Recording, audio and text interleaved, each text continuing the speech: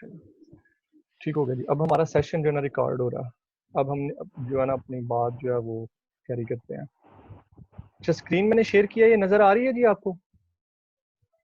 Yes sir. Structured और object oriented लिखा हुआ नजर आ रहा है? Yes sir. अच्छा चलें, ठीक है। अच्छा, सबसे पहले हम प्रोग्रामिंग की फंडामेंटल, अभी हमने ऑब्जेक्ट ओरिएंटेड को डिस्कस करना शुरू नहीं किया। अभी हम सिर्फ प्रोग्रामिंग को थोड़ा सा समझ रहे हैं। आपकी जो पुरानी चीजें हैं ना उन्हीं को थोड़ा सा रिकॉल करने की कोशिश कर रहे हैं हम।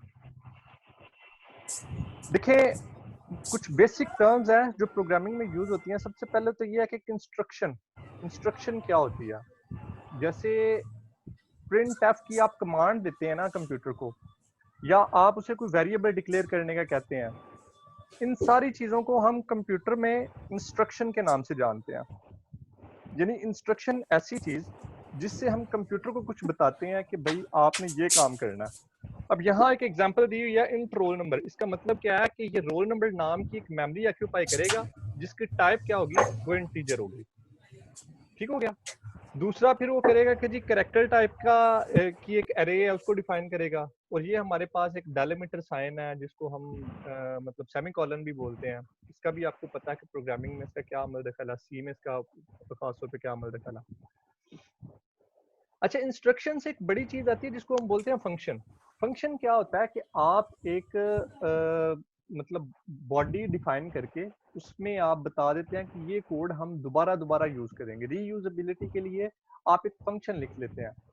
मिसाल के तौर पर हम चाह रहे हैं कि जी हमारा एक ऐसा प्रोग्राम हो जिसमें दो इंटीजर दिए जाएं और उन दो इंटीजर पे हम कोई भी अरिथमेटिक ऑपरेशन या कोई भी मतलब कह लें कि जी जमा का जो ऑपरेशन है वो परफॉर्म करवा सकें। अच्छा, काइंडली मुझे बताते रहिएगा अगर मेरी लैंग्वेज थोड़ी सी मतलब अगर ना समझ आ रही हो तो इसको हम मतलब समझ के आगे चलने की कोशिश करेंगे। होप्स हो कि अभी मैंने कोई इतनी हार्ड टर्म्स यूज नहीं की।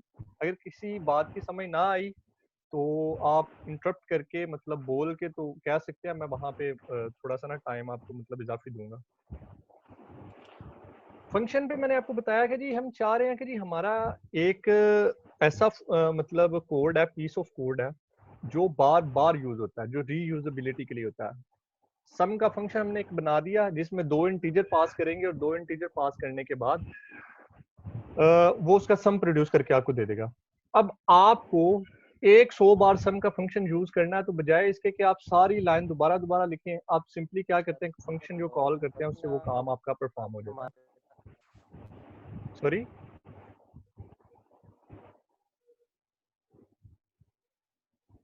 क्वेश्चन है जी किसी का?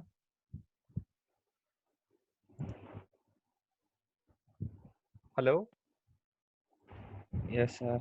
मेरी आवाज आ रही है? Yes sir. अच्छा। अच्छा जी, आगे मॉड्यूल क्या होता है, मॉड्यूल को थोड़ा समझते हैं। मॉड्यूल आपके पास जो फाइल होती है ना जिसमें आप प्रोग्राम लिखते हैं उसको हम मॉड्यूल कहते हैं। मैं आपके सामने मतलब वो जरा वो जो हमारा कंपाइलर है वो भी खोल लूँ ताकि आपको वो चीजें थोड़ा सा ना विजुअलाइज भी करवा सकूं। ये कंपाइलर नजर आ रहा है जी सबको? कंपाइलर मैंने स्क्रीन शेयर किया, नजर आ रही है जी? No sir. कंपाइलर वाली स्क्रीन नहीं नजर आ रही? नो। अच्छा, अभी देखेंगे जी जरा। मैं ये कंपाइलर की स्क्रीन शेयर कर रहा हूँ।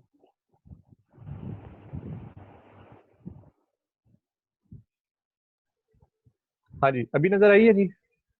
Yes sir. अच्छा देखें, मॉड्यूल की मैं बात कर रहा था। मॉड्यूल क्या होता है, ये आपके सामने एक फाइल है, फंक्शन डॉट सीपीपी की फाइल। ये आपके पास पूरी जो फाइल है ना, ये एक मॉड्यूल होता है। मॉड्यूल बेसिकली मतलब मॉड्यूल की जो हमारे पास टर्मिनोलॉजी है वो हम क्यों यूज करते हैं, या मॉड्यूल क्या किस चीज को कहते हैं। देखें, अभी पाकिस्तान में तो शायद वो कंसेप्ट नहीं है, पर जो तरक्की याफ्ता ममालिक है ना, वहाँ एक मॉड्यूलर कंस्ट्रक्शन एक चीज का नाम मतलब होता है। वो कुछ बिल्डिंग्स बनाते हैं, बिल्डिंग्स ऐसे बनाते हैं कि उनकी छतें अलग तैयार होती हैं और उनके मतलब कह लें कि जी दीवारें अलग तैयार होती हैं, फर्श उनके अलग बनते हैं, मतलब कह लें कि लकड़ी के या एल्यूमिनियम के, और वो उन सबको मिलके एक बिल्डिंग बना देते हैं, उसको मॉड्यूल कहते हैं। इसी तरह ये जो हमारी फाइल्स होती है ना, ये विद इन अ प्रोजेक्ट एक मॉड्यूल होती है, हर फाइल का अपना अपना एक फंक्शन होता है, अपना अपना एक काम होता है। तो ये हमारे पास जो इस टाइम मतलब ये आपके पास जो चीज़ ओपन है ना, फंक्शन डॉट cpp, ये हमारे पास एक मॉड्यूल है। चलिए बैक मैं अपने वहीं स्लाइड पे जा रहा हूँ जी, स्लाइड को जाके दोबारा देखते हैं और दूसरी बातें। अच्छा, अब देखें, अब हम जरा बात करते हैं हमारी जो स्ट्रक्चर्ड अप्रोच थी या जो सी आपने पढ़ी थी, उसमें ऐसी क्या प्रॉब्लम थी कि हमें एक नई अप्रोच की तरफ जाना पड़ा। मतलब ऑब्जेक्ट ओरिएंटेड एक इंटायरली न्यू अप्रोच है प्रोग्रामिंग की, प्रोग्रामिंग स्टाइल है, प्रोग्रामिंग टेक्निक है। क्या वजह थी कि जी हमने वो स्ट्रक्चर्ड अप्रोच छोड़ दी और हम ऑब्जेक्ट ओरिएंटेड पे आ गए। इसको समझने के लिए सबसे पहले ये देखें जी, हमारे पास स्ट्रक्चर्ड अप्रोच में जब प्रोग्राम लिखा जाता है ना, जब आपके पास छोटा प्रोग्राम हो तो वेल एंड गुड, उसमें कोई मसला नहीं आता। लेकिन जैसे ही आपका प्रोग्राम जैसे ही वो प्रोग्राम मतलब बड़ा होता रहता है, तो वो उसमें कुछ कम्प्लेक्सिटीज आने लग जाती हैं, वो कम्प्लेक्स होना शुरू हो जाता है। उन कम्प्लेक्सिटीज को दूर करने के लिए आपके पास एक टेक्निक है जिसको हम बोलते हैं जी, वो ऑब्जेक्ट ओरिएंटेड टेक्निक है। ठीक हो गया जी? यहां तक समझ आ गई जी सबको? Yes, sir. अच्छा जी, अब देखें,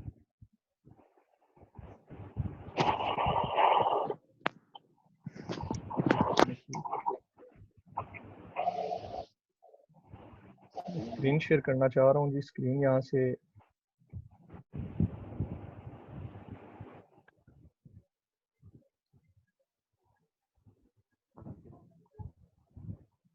यार क्लास आपकी बड़ी खामोश खामोश है।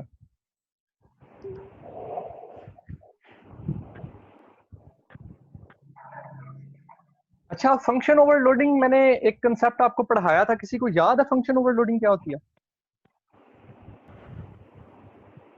मैंने कुछ प्रोग्राम ट्यूटोरियल्स दिए थे आपको फंक्शन ओवरलोडिंग के हवाले से, किसी को याद हो जी फंक्शन ओवरलोडिंग क्या होती है?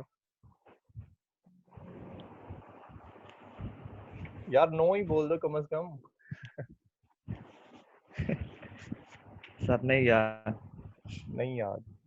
अच्छा चले ठीक है, फंक्शन ओवरलोडिंग पे हम बात करते हैं। अभी फिल वक्त के लिए इसको मैं थोड़ा सा ना मतलब रोक रहा हूँ। ये फंक्शन ओवरलोडिंग अभी नहीं मैं आपको करवा रहा। अगर किसी को प्रॉब्लम है तो मैंने वो लिंक शेयर किया हुआ है, वो काइंडली जाके वहां पे देख लीजिएगा। फंक्शन ओवरलोडिंग समझ लें, बुनियादी तौर पे यही समझ लें कि फंक्शन ओवरलोडिंग जो हमारे पास है वो एक ऐसा कंसेप्ट है जो कि ऑब्जेक्ट ओरिएंटेड में है, पर स्ट्रक्चर में फंक्शन ओवरलोडिंग नहीं होती है। बेसिकली फंक्शन ओवरलोडिंग होती है कि आपने एक फंक्शन डिफाइन किया है, उसी नाम का आपने दूसरा एक और फंक्शन डिफाइन किया, मतलब सम नाम के दो फंक्शन डिफाइन है। अब कंप्यूटर को कैसे पता चलेगा जी मैंने कौन सा सम चलाना है? अब उसको पता चलेगा जी अगर उसके नंबर ऑफ पैरामीटर डिफरेंट है जो हमने उसको मतलब पास किए हैं, या उनकी डेटा टाइप डिफरेंट है। इस तरह उसको फंक्शन ओवरलोडिंग को मतलब वो करके रिकग्नाइज करके और फिर चलेगा। अगर किसी को नहीं समझ आ रही फंक्शन ओवरलोडिंग की, तो मैंने इसके लेक्चर ऑलरेडी अपलोडेड किए हुए हैं यूट्यूब पे, वहां पे जाके सिंपली सिर्फ फंक्शन ओवरलोडिंग का जो है ना लेक्चर वो देख लीजिएगा।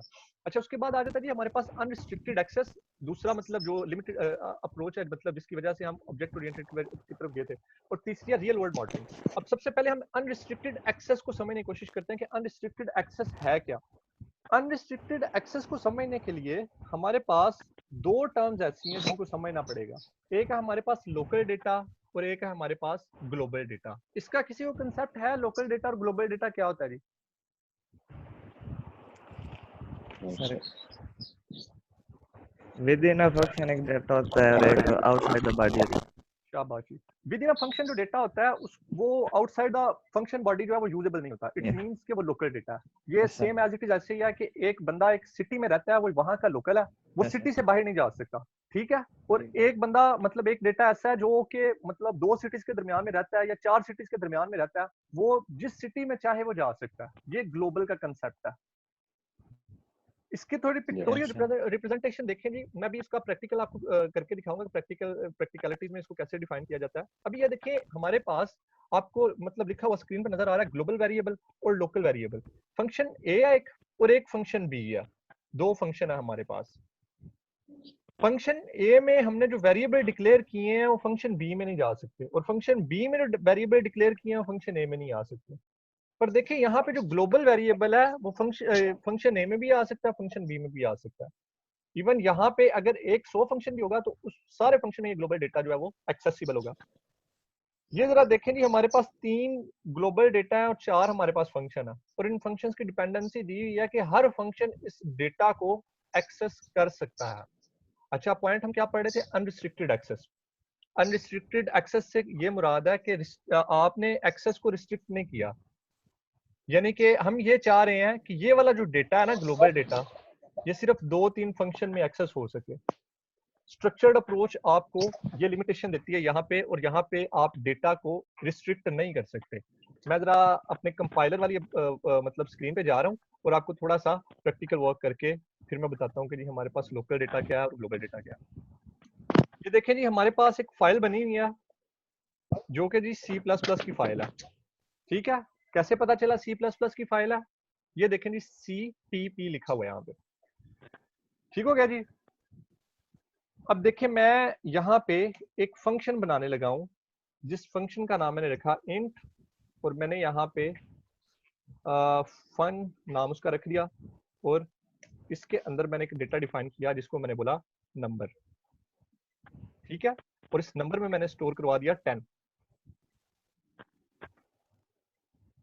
अब देखें जी, हमारे पास ये इन टाइप का फंक्शन है। अगर इंटीजर टाइप का तो ये कुछ इंटीजर रिटर्न करेगा। मैं कुछ भी नहीं रिटर्न करवाना चाह रहा, तो मैं इसको वर्ड बोल रहा हूँ। अब देखें, एक मैंने डेटा डिफाइन किया इंट नंबर, और उसको मैंने 10 बोल दिया, और एक मैं इस फंक्शन के बाहर जाके मैं इसको बोल रहा हूँ जी नंबर, मतलब ग्लोबल नंबर, और इसको मैंने बोल दिया 100। ठीक हो गया जी। अब जैसे ही मैं मेन में जाता हूँ, मेन में जाके मैंने यहाँ पे ये डेटा प्रिंट करवाना है। सी आउट को यूज करने के लिए हमें यहाँ पता है कि हमें सबसे पहले यहाँ पे यूजिंग नेम स्पेस करना होगा। ये मैंने बातें आपको पहले वहां पे बताई हुई हैं। Using name space, using name space. ठीक हो गया, और आगे एसटीडी, और सी आउट में जाके मैंने डेटा प्रिंट करवाना है। मैं कह रहा हूँ कि ये वाला जो नंबर है ना, ये यहाँ पे प्रिंट हो जाए। मैं अब यहाँ पे ये प्रिंट करवाने की कोशिश कर रहा हूँ नंबर, और मैंने कंट्रोल सेव किया। अब मैं इसको F11 के साथ जब रन करूंगा, तो देखिए हमारे पास एक एरर आएगा। वो एरर क्या कह रहा है? Number was not declared in the scope. यहाँ वर्ड स्कोप आ रहा है।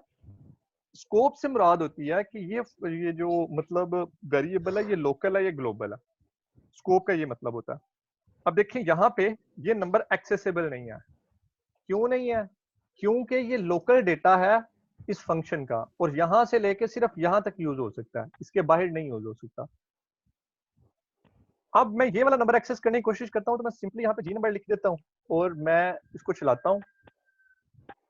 तो ये देखें जी, आपके पास ये फंक्शन जो है वो डेटा प्रिंट हो जाता है।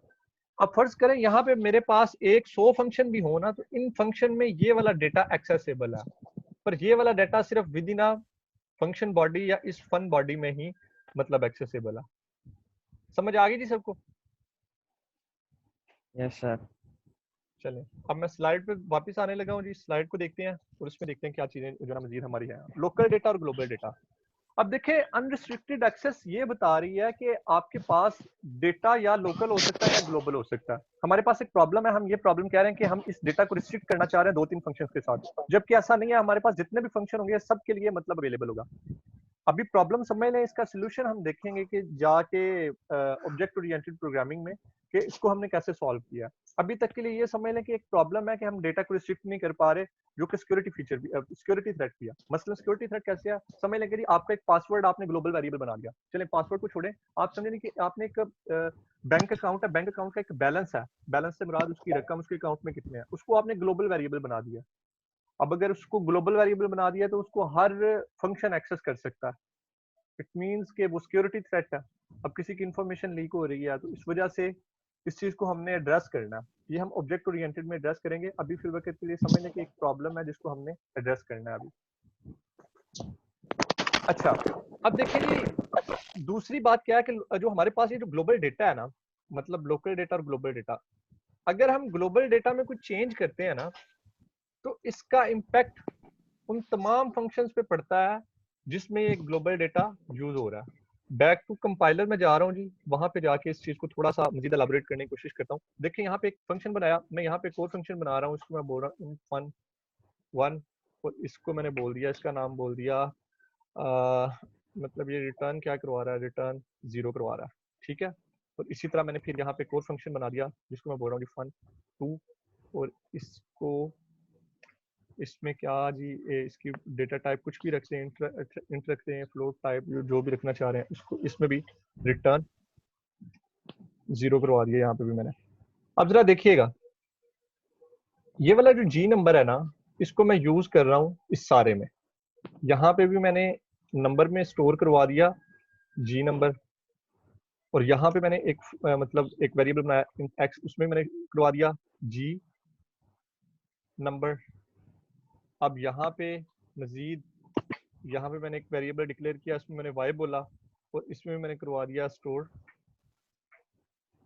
जी नंबर, ग्लोबल नंबर। ठीक हो गया।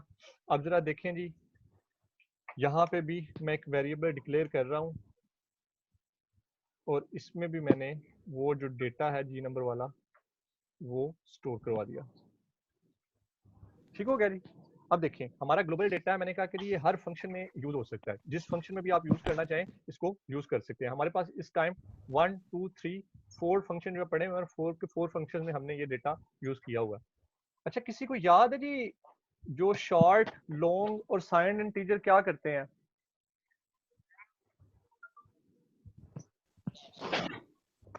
शॉर्ट डेटा टाइप याद है किसी को?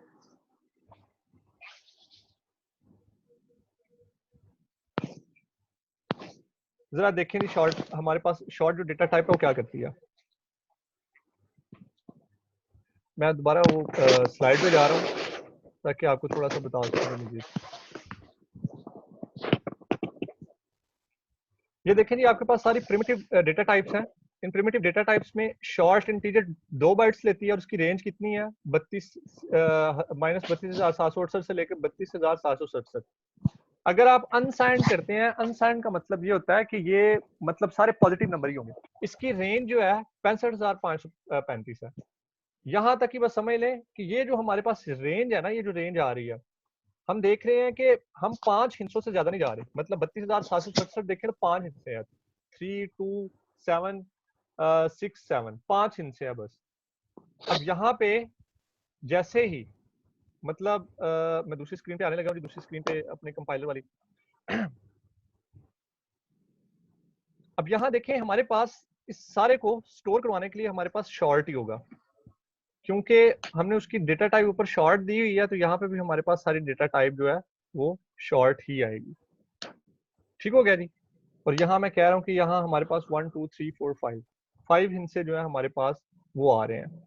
और अगर मैं यहाँ पे आके सी आउट में आके ये शॉर्ट डेटा टाइप है जी हमारे पास, यहाँ मैं प्रिंट करवाता हूँ ए को, तो ए में क्या वैल्यू प्रिंट होनी चाहिए? ए में हमारे पास जी नंबर की वैल्यू प्रिंट होगी, और जी नंबर में क्या है? जी नंबर में 1 2 3 4 5 है। ये देखें, ये हमारे पास वैल्यू आ गई 1 2 3 4 5। अब देखें, इस ग्लोबल डेटा में मैं थोड़ा चेंज करने लगा हूँ। मैं ये करने लगा हूँ कि हमारे पास 6 और 7, मतलब हमारी जो स्ट्रिंग है वो थोड़ी बड़ी हो गई है। अब ये वाली रेंज हमारी शॉर्ट डेटा टाइप में नहीं आ सकती। अगर आप इसको कंपाइलर को रन करेंगे तो आपके पास मतलब जो वैल्यू आएगी वो सिर्फ 5 तक ही आएगी। वो ऊपर वाली जो वैल्यू है उसको स्किप कर देगा, उसको मतलब वो नहीं लेगा। अब मैं यहाँ पे चेंज कर रहा हूँ, मैंने इसको बोल दिया जी लॉन्ग। लॉन्ग क्या है जी? देखें, मैं आपको फिर स्लाइड पे लेके जा रहा हूँ। स्लाइड के ऊपर उसकी थोड़ी सी मतलब ब्रीफ डिस्क्रिप्शन दी हुई है उन्होंने। ये देखें जी, यहाँ लॉन्ग की क्या मतलब रेंज है। आप कम से कम मतलब ज्यादा से ज्यादा 10 हिस्से जो है ना इसमें इंसर्ट करवा सकते हैं। और हम अभी जो फिल वक्त कर रहे थे, हमारे पास कितने हिस्से हैं? 7 हिस्से हमारे पास आ रहे हैं। ठीक हो गया जी। अब मैंने जैसे ही यहाँ पे चेंज किया, और ये वाला इसको मैंने चेंज नहीं किया, अब यहाँ पे चेंज किया, तो इसका मतलब ये है कि मुझे हर फंक्शन में जाके इंडिविजुअली चेंज करना पड़ेगा। अब देखो, अगर यहाँ पे एक 100 फंक्शन होगा तो आपको एक 100 फंक्शन में जाके इसको चेंज करना पड़ेगा। मतलब यहाँ एक प्रॉब्लम है। और अगर आप कह रहे हैं कि जी आप कर लेंगे 100 फंक्शन को भी जाके चेंज कर लेंगे, तो फिर मैं ये कहूंगा कि आपको ये कैसे पता होगा कि कौन सा वेरिएबल आप कहाँ कहाँ पे यूज कर रहे हैं। अब इसकी मैं जरा आपको आउटपुट दिखा दूं। जैसे इसकी मैं आउटपुट प्रोड्यूस करता हूँ, ये देखेंगे आपके पास कोई ऐसी रैंडम सी वैल्यू आ गया जिसका कोई तुक नहीं बनता, मतलब आपके प्रोग्राम में एक एम्बिग्विटी आ रही है, एक बग आ रहा है, कह लें कि एक किस्म का मतलब वायरस आ रहा है जो कि आपका प्रोग्राम जो है वो सही तरह काम नहीं कर रहा। तो ये हमारे पास अनरिस्ट्रिक्टेड एक्सेस, उसको एड्रेस करने के लिए हमारे पास एक मतलब टेक्निक है ऑब्जेक्ट ओरिएंटेड, जिसकी वजह से हम ऑब्जेक्ट स्ट्रक्चर को जिसकी वजह से हमने छोड़ा और हम ऑब्जेक्ट ओरिएंटेड की तरफ गए। यहाँ तक समझ आ गई थी सबको? Yes sir. कोई क्वेश्चन है किसी का तो पूछे। सर ये सी आउट में जो ब्रैकेट टाइप होती समझ है आ गया, वो बाकी जो है फिर वीडियो दोबारा से देखूंगा तो फिर भी अगर कोई क्वेश्चन हो एक तो एक फिर करके आपसे जरा पूछ पूछिएगा, लूंगा। मुझे समझ नहीं आई क्या क्या आपने। सर सी आउट में ये लेस देन वाला होता है मार्क या ग्रेटर देन वाला? देखिए मैं आपको बताता हूँ। ये आपने सी आउट पूछा, ये वाले मार्क्स, यस ये वाला। अच्छा ये देखें, ये यस। इसको बोलते हैं हम स्ट्रीम इंजर्शन ऑपरेटर, और ये मतलब डबल लेस देन होता है इसमें, यानी इसको लेस देन नहीं हम पढ़ते, इसको हम पढ़ते हैं स्ट्रीम इंजर्शन ऑपरेटर। ये जैसे जैसे हम एडवांस चलेंगे ना, इस पे हम बात करेंगे, अभी फिल वक्त के लिए ओके। बस यही समझ लें कि एक सिंबल है। अच्छा किसी और का भी क्वेश्चन था जी?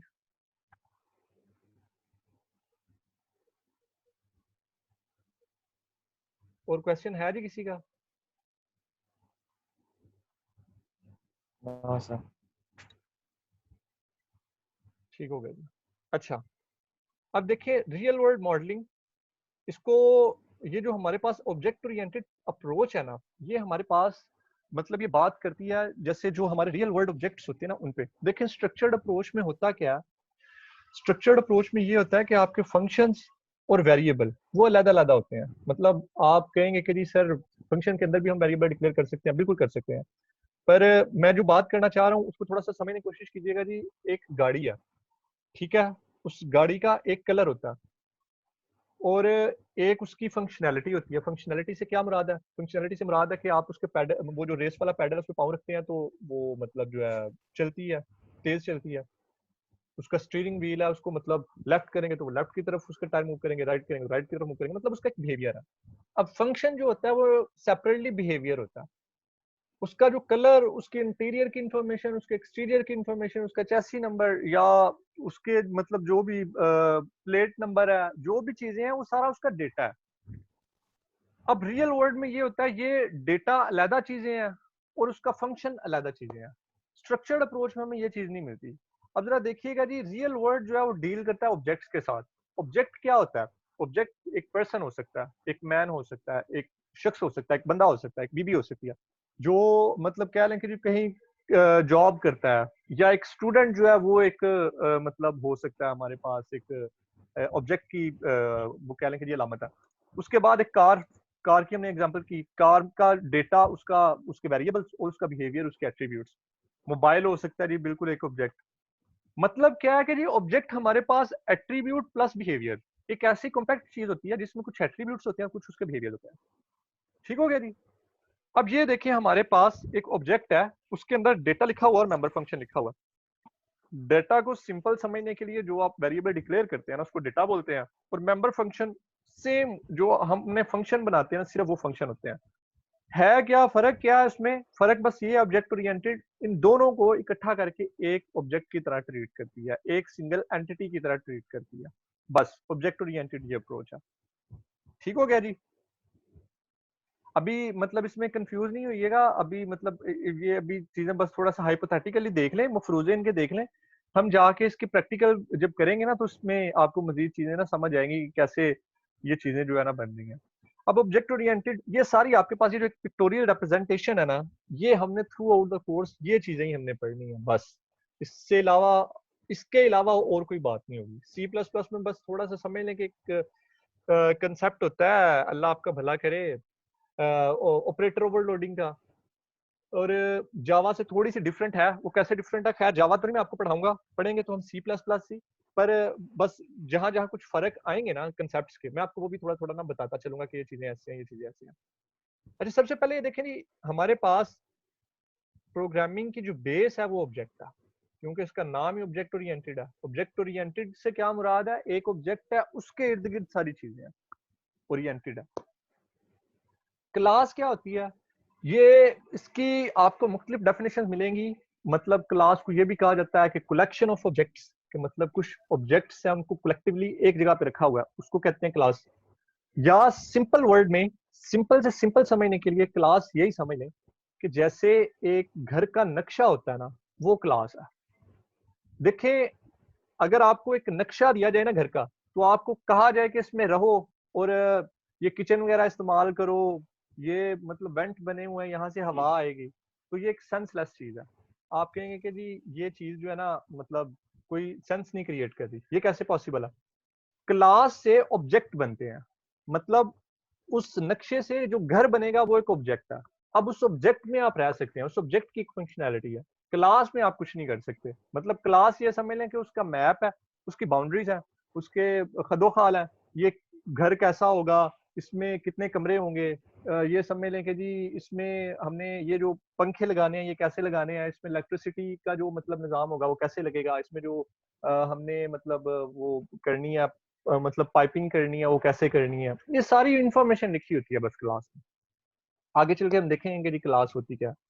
इनहेरिटेंस, सेम कंसेप्ट जैसे हमारी जिंदगी में इनहेरिटेंस होता है कि जी दादाजी या दादाजी की प्रॉपर्टी वाले साहब को मिलती है, वाले साहब की प्रॉपर्टी बेटा जी को मिलती है, बेटा जी की प्रॉपर्टी उनके बेटा जी को मिलती है। सेम यही कंसेप्ट इनहेरिटेंस का इसमें भी है। सिंपल वर्ड्स में समझ आ रही है ना जी सबको? ज्यादा कोई कॉम्प्लेक्स तो यस नहीं हो रही सर। चीजें? ठीक हो गया जी। नो अच्छा, सर। फिर उसके बाद पोलीमॉर्फिज्म। पोलीमॉर्फिज्म देखिए, पोलीमॉर्फ इस वर्ड को थोड़ा सा समझे। अच्छा, कोई मुझे बताएगा, वो उर्दू मीडियम आप में से कितने हैं उर्दू मीडियम पढ़े हुए हैं या सारे इंग्लिश मीडियम पढ़े हुए मिक्स। हैं? मिक्स ही है। अच्छा, मुसल्लस को इंग्लिश में क्या कहते हैं? 3 कोने वाली हाँ जी, हाँ जी, हाँ जी, हाँ जी। और ट्रायंगल जो है सर। जी बिल्कुल, ट्रायंगल कहते हैं उसको। अच्छा, वो एक हमारे पास मुरब्बा होता है, उसको क्या कहते हैं? स्क्वायर। 4 कोने वाली सर। स्क्वायर कहते हैं उसको। जी बिल्कुल, यानी ट्रायंगल 3 कोने वाली, स्क्वायर उसके 4 एंगल होते हैं, मतलब उसके कोने होते हैं। पेंटागोन किसी को पता हो जी? पेंटागोन किसको कहते हैं? 5 कोने वाली। 5 कोने वाले। पॉलीगोन किसको कहते हैं? पोली। पॉलीगोन।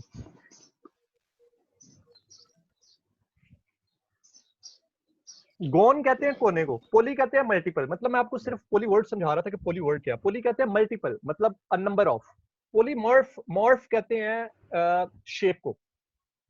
पोलीमॉर्फिज्म मतलब इस वर्ड को मैंने ब्रेक डाउन किया, पोली मल्टीपल, मॉर्फ शेप्स, मतलब एक चीज की डिफरेंट शेप्स। इसमें हम एक कंसेप्ट पढ़ेंगे फंक्शन ओवरराइडिंग का। अभी हमने पीछे एक टर्म गुजरी है फंक्शन ओवरलोडिंग।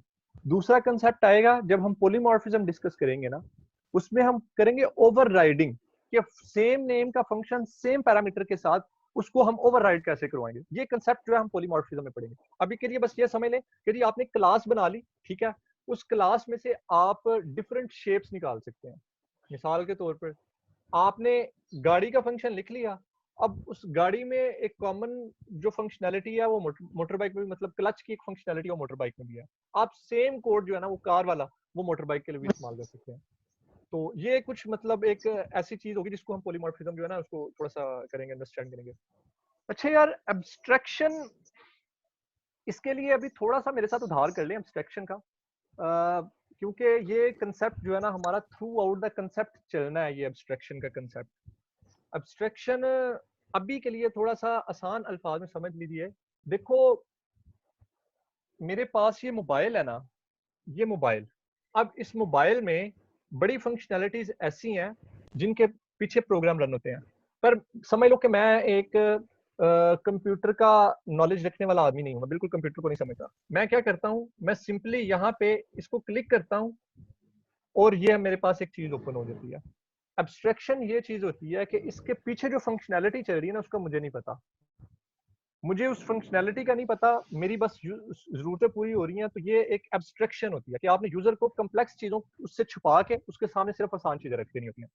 मसलन कार की एग्जांपल ले लें या मोटर बाइक की एग्जांपल ले लें। मोटर बाइक में क्या होता है, अब बहुत से लोग ऐसे होंगे मतलब वो गियर वाला वो प्रेस करते हैं, गियर तो लग जाता है। अब किसी से मैकेनिज्म पूछा जाए तो उनको नहीं पता होगा।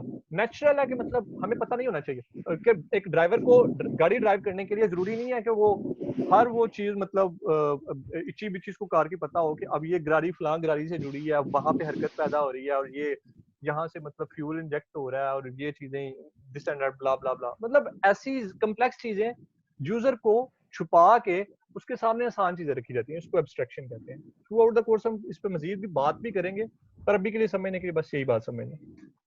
तो फिर बात आती है जी encapsulation.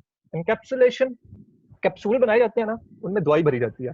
Same as it is ये वही कंसेप्ट है कि आपने डेटा को और उसके बिहेवियर को इकट्ठा करके एक चीज बना दी जिसका नाम आपने ऑब्जेक्ट रख दिया, यही चीज एनकैप्सुलेशन है। समझ आई जी? Yes sir. यहां तक किसी को कंफ्यूजन तो नहीं है? Yes sir. है No, कंफ्यूजन? अच्छा चलें एक सिंपल सी एक क्लास बना के मतलब थोड़ा सा कोड प्रैक्टिकल करके आपको दिखा देता हूँ, एक ऑब्जेक्ट बना के दिखा देता हूँ, ताकि वो चीजें जो है ना हमने जब आगे फर्दर लेके चलनी है ना तो वो जरा हमारे लिए आसान हो। मैं यहाँ पे सिंपली एक नया जो है ना बना रहा हूँ, ये एक फाइल बनाने लगा हूँ, कंट्रोल न्यू, और मैं बिल्कुल स्क्रैच से कोड कर रहा हूँ और इस कोड को कोशिश करूंगा मैं जहां तक एक्सप्लेन हो सके मैं इसको एक्सप्लेन करूंगा। सबसे पहले मैं लाइब्रेरी इंक्लूड करवा रहा हूँ जी, हैश इंक्लूड आयो स्ट्रीम। अच्छा देखें यहाँ पे मेजर बुनियादी फर्क क्या है। पहली बात तो ये सी और सी प्लस प्लस की लाइब्रेरीज डिफरेंट है। और एक और जरा बात लिख लें, चाहे इसको Yes, sir. चाहे पल्ले बांध लें चाहे याद कर लें, हमारे पास जो सी है ना, सी की जितनी भी स्टेटमेंट है ना वो सी प्लस प्लस में ऑलमोस्ट सारी चलती हैं, पर सी प्लस प्लस की स्टेटमेंट सी में नहीं चलती। यानी सी प्लस प्लस हमारे पास सुपर सेट है और सी हमारे पास सबसेट है। ठीक हो गया? और यहाँ बुनियादी फर्क भी देख लें, यहाँ हमने डॉट एच नहीं लिखा, आयोस्ट्रीम डॉट एच, मतलब एक कन्वेंशन थी इसकी, अब मेरे जेहन से वो नाम उसका निकल गया, पता नहीं 98 उसको बोलते हैं या 11 बोलते हैं। उसके बाद मतलब उन्होंने डॉट एच वाली कन्वेंशन जो है ना वो खत्म कर दी थी, इसलिए सी प्लस प्लस में आयोस्ट्रीम के बाद मैंने एच नहीं लिखा, ये मैंने लाइब्रेरी इंक्लूड करवाई है। उसके बाद कोई भी चीज प्रिंट करवाने के लिए मुझे पता है कि मैंने यहाँ पे यूजिंग नेम स्पेस std और आगे कॉलम ये लिखना है। ठीक हो गया जी? अब मैं कोड लिखने लगा हूं जो कि एक क्लास का कोड होगा, मतलब एक क्लास बनेगी। उसके लिए क्या चीजें होती है नहीं, सबसे पहले क्लास देखें, ये जो हमारे पास बोल्ड हो रहे थे ना वर्ड, इट मींस कि ये रिजर्व वर्ड है। क्लास लिखा और सिंपल ये आपके पास एक आपने बना दिया, एक उसको पैरेंथेसिस में कर दिया। क्लास के साथ देखें कोई भी वो नहीं है, मतलब वो पैरेंथेसिस नहीं है, मैंने ब्रेसेस डाली हैं इसके साथ। ठीक हो गया? अब यहाँ पे मैंने, अच्छा एक और प्रैक्टिस देखिएगा जी, ये पब्लिक भी साथ लिख लिया करें आप। क्लास दूसरा मैंने लिखा पब्लिक। पब्लिक से क्या मुराद है? पब्लिक से मुराद है कि ये जो जितना भी डेटा है ना ये क्लास के बाहर एक्सेसिबल होगा। अभी अगर पब्लिक की समझ नहीं आई तो कोई मसला नहीं है, घबराना नहीं है, क्योंकि पब्लिक, प्राइवेट और एक और वर्ड है प्रोटेक्टेड, इस पे हमने बात करनी है। अभी के लिए बस आपको ये समझा रहा हूँ कि ये डेटा पब्लिक हमने इसलिए किया ताकि इसको क्लास के बाहर भी हम यूज कर सकें। और यहाँ पे मैंने बता दिया जी इंट ए, और फिर एक और वेरिएबल कर देता हूँ इंट बी। ठीक हो गया जी? अब यहाँ पे मैंने एक फंक्शन डिफाइन किया, इस फंक्शन का नाम मैंने रखा सम। ठीक हो गया जी? अब इस फंक्शन में मैंने कहा a प्लस b और इसको मैं रिटर्न करवा देता हूँ सिंपल। इसको मैंने रिटर्न करवा दिया, या रिटर्न अगर आप नहीं करवाना चाह रहे तो आप ऐसा करें, यहाँ पे इंट c, और इसकी टाइप मैं वॉइड करने लगा हूँ क्योंकि मुझे रिटर्न कुछ नहीं करवाना यहाँ से। और यहाँ पे मैं जाके कह रहा हूँ कि जी आप ऐसा करो सी आउट, और सी आउट क्या करवाना है आपने, यहाँ पे लिख दो the some is stream इंजर्शन operator, मतलब डबल लेस से मार्क जो आप लेस देन इसको बोल रहे थे, और ये यहाँ पे ऐसे आपने प्रिंट करवा दिया। अब देखें जी जरा, मैंने यहाँ पे क्लास की डेफिनेशन लिख ली है, मतलब मैंने नक्शा बना लिया। अब इस नक्शे का मैंने घर बनाना है। घर कैसे बनाना है? मैं मेन फंक्शन जब भी आपने मतलब कह लें कि जो ऑब्जेक्ट बनाने हैं ना, तो वो मेन फंक्शन में जाके बनाने हैं, मेन फंक्शन, और यहाँ ऑब्जेक्ट बनाना है। अच्छा सॉरी, यहाँ एक मिस्टेक हो गई थी, क्लास का मैंने नाम नहीं लिखा, क्लास का नाम भी यहाँ पे लिख दे, मैंने क्लास का नाम लिख दिया यहाँ पे एबीसी। ठीक हो गया, ये अब आपकी एक डेटा टाइप बन गई है। अब मैं यहाँ पे कह रहा हूँ एबीसी टाइप का एक ऑब्जेक्ट बना दो ओबीजे। ठीक हो गया, और अब मैं यहाँ पे जाके कह रहा हूँ ओबीजे, और यहाँ मैं ऑपरेटर यूज करने लगा हूँ डॉट का। जैसे मैंने डॉट का ऑपरेटर यूज किया, देखें ये मेरे पास सारे जो मतलब उस क्लास के है ना डेटा और फंक्शन, वो सारे एक्सेसिबल है। ये क्यों एक्सेसिबल है? क्योंकि उनको मैंने पब्लिक किया हुआ था। अगर मैंने पब्लिक ना किया होता तो ये एक्सेसिबल नहीं थे। मिसाल के तौर पर जरा दोबारा देखें जी, मैं इस ओबीजे को यहाँ से खत्म कर रहा हूँ, मैं इस वाले डेटा को यहाँ से खत्म करके यहाँ मैं इसकी प्राइवेट स्पेस बना रहा हूँ, और यहाँ पे मैंने इसको लिख दिया। अब जरा देखिएगा जी, अब जैसे ही मैं ओबीजे पे ओबीजे के साथ डॉट लगाता हूँ, तो मेरे पास सिर्फ पब्लिक वाला जो डेटा ना वो शो हो रहा है, प्राइवेट वाला नहीं शो हो रहा। ठीक हो गया। अब मैंने जैसे ही सम को क्लिक किया, यानी कि मैंने कहा कि ये ऑब्जेक्ट है, इस ऑब्जेक्ट का ये वाला फंक्शन कॉल कर लो। इस फंक्शन को जैसे ही मैंने कॉल किया और जैसे ही मैंने रन किया, तो हमारे पास a प्लस बी वो 33 सम आ गया। ये मतलब गार्बेज वैल्यू उसने उठाई है, क्योंकि हमने ए और बी में कोई डेटा नहीं स्टोर करवाया हुआ था। तो मैं यहाँ पे 10 कर देता हूँ, और यहाँ पे 20 कर देता हूँ। अब देखते नहीं हमारे पास आउटपुट क्या आती है। ये हमारे पास 10 आउटपुट आ गई। ठीक हो गया जी। Yes sir. यहाँ तक अगर किसी को कोई कंफ्यूजन है तो बताएं जी।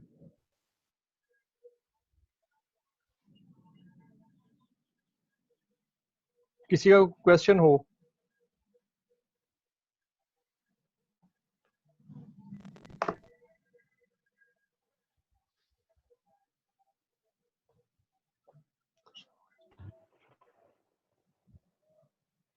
कोई पूछना चाह रहा हो, कोई क्वेश्चन?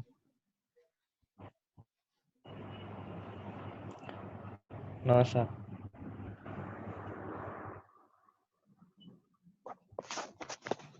चलें, अल्लाह खैर करे। ये आज की तो क्लास बस इतनी थी। अगर किसी को किसी किस्म की कोई क्यूरी हुई ना, तो वो मुझसे मतलब पूछ लीजिएगा। मैं इस सेशन को रिकॉर्ड कर रहा था, अभी रिकॉर्ड हो गया होगा, तो मैं इसको मतलब कोशिश करूंगा कहीं पे अपलोड कर दूं। तो अच्छा, कोशिश करें अपना वो जो वर्चुअल कैंपस वाला वो जो है ना आपके पास लॉगिन, वो सारे लॉगिन कर लें, क्योंकि आपके सारे रिसोर्सेज वगैरह बुक्स वगैरह वहाँ पे शेयर होंगी। सर वो हो नहीं रहा, क्या प्रॉब्लम आ रही है? यूजर नेम पासवर्ड देते हैं पर लॉगिन नहीं होता, कहता है इनवैलिड। आपका जो ईमेल है और आपका पासवर्ड सेम ही है, मतलब वही ईमेल जो आपने दिया था वही ईमेल ही आपका पासवर्ड है। ये लगा के देखा आप लोगों ने? यस सर, मतलब जो अपने मोबाइल में ईमेल है और पासवर्ड है। नहीं नहीं, आपका जो ईमेल है ना, मतलब जो आपने ईमेल दिया हुआ है, वो ईमेल ही आपका पासवर्ड है। किधर ईमेल दी हुआ है सर? आपने वो गूगल फॉर्म में ईमेल नहीं दिया था?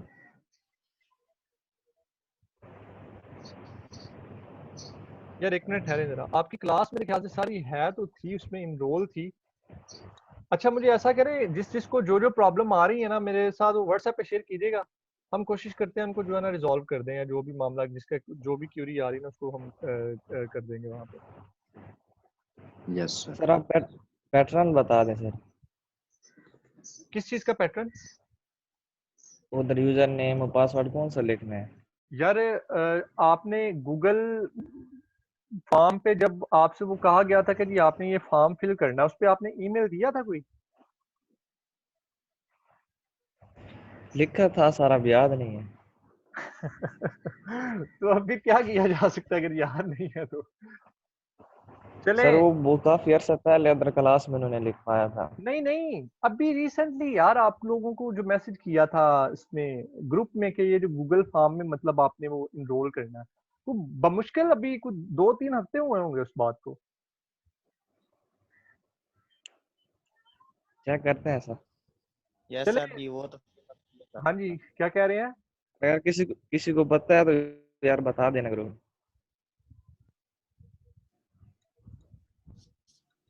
सर जी, वो तो फिल किया था इन्हें, मैंने ग्रुप में लिंक सेंड कर दिया था। हाँ जी, तो वो मतलब क्लास ने नहीं फिल नहीं किया था मेरे ख्याल से। मैंने देखा आपकी क्लास सारी इनरोल है उसमें अभी। बाकी फिर आपके जो क्रीडेंशियल हैं या जो भी चीजें मतलब आपके लवाजमात हैं, तो हम कोशिश करते हैं कि जी ये 20 से पहले पहले ना तकरीबन सबकी सेट हो जाएंगी। तो वो सारा मतलब ये जो इंटायर डेटा है ना, ये सारा वहां पे शिफ्ट हो जाएगा आपका मूडल पे। Okay sir. ओके चलें, सर। अल्लाह खैर करे। ख्याल रखें अपना। मैं कोशिश करूंगा इसके रिगार्डिंग कोई असाइनमेंट हुई ना, तो मैं असाइनमेंट भी आपको दे दूंगा। जरा कोशिश करना यार, इसको थोड़ा सा शौक से करना, क्योंकि अगर आप ये डिग्री ले रहे हैं और अगर आप प्रोग्रामिंग से वाकिफ नहीं है ना, तो यकीन मानो आप सही जगह पे नहीं हो, आप गलत जगह पे आए हुए हो। ये जितनी भी आप बातें सुन रहे हो ये सारी फिर फजूल है। कोशिश करो यस। आगे, क्योंकि आपके बड़े कोर्सेज जो हैं वो इस पे ये समझने के ये जैसे अरबी को कहा जाता है ना, ये उम्मुल लिसान है। ये कंप्यूटर में उम्मुल लिसान है। कंप्यूटर में अगर आपको ये चीजें नहीं आएंगी, कोई फायदा नहीं है आपको ये डिग्री करने का। बिल्कुल मतलब वेग डिग्री है आपकी। थोड़ा सा मतलब पैशनेट होके कीजिएगा। मैं कोशिश करूंगा जहां तक आपको मतलब इजी ईज प्रोवाइड कर सकूं, मैं ईज प्रोवाइड करूंगा। तो इनको मतलब प्लीज थोड़ा सा ना कीजिएगा जी। किसी का अगर कोई ओके सर। क्वेश्चन है